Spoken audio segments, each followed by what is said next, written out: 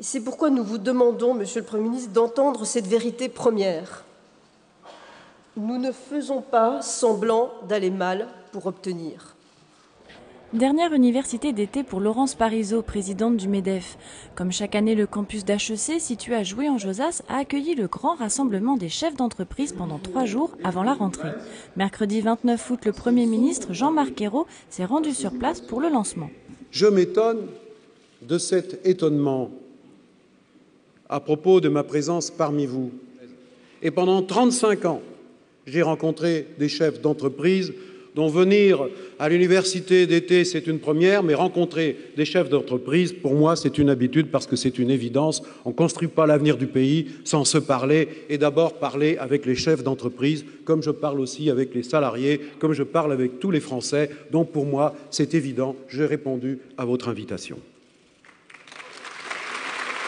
C'est une grande première. Si Nicolas Sarkozy, ancien président de la République, avait participé à la rencontre du MEDEF en 2007, jamais un Premier ministre en fonction n'avait fait le déplacement.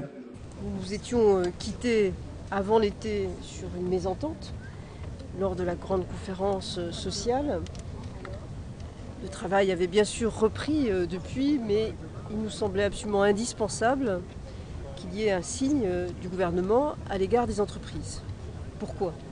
Parce que celle-ci traverse une période extraordinairement difficile et ceci nous concerne tous, pas simplement nous, chefs d'entreprise, pas simplement nous, cadres dirigeants, mais tous les Français, car la croissance passe par les résultats des entreprises.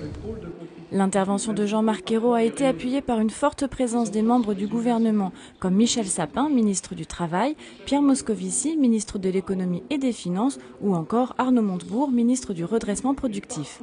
Aucune annonce concrète de la part du Premier ministre, mais un appel à la négociation sur la sécurisation de l'emploi. À quelques jours de la publication des chiffres du chômage en forte hausse, Jean-Marc Ayrault est revenu sur le projet des 400 000 contrats aidés, sans oublier les emplois d'avenir.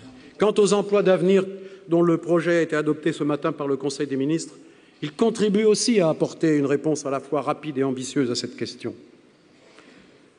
Ambitieuse car nous voulons créer 150 000 emplois d'avenir dès la première année. Et avec ces emplois, nous visons d'abord les jeunes les plus éloignés de l'emploi, ceux qui sont sans diplôme ou qui sont peu qualifiés, en priorité dans les quartiers les plus populaires ou dans les zones rurales en difficulté. Une proposition loin de satisfaire la présidente du MEDEF qui regrette la fin du dispositif zéro charge pour toute embauche nouvelle dans une TPE. Et ce serait certainement beaucoup plus vertueux pour tout le monde de créer et d'inciter les emplois dans le secteur privé plutôt que dans le secteur public ou associatif. Notamment du côté du secteur public, il faut faire très attention. On a quand même un enjeu d'équilibre des finances publiques qui est un sacré défi.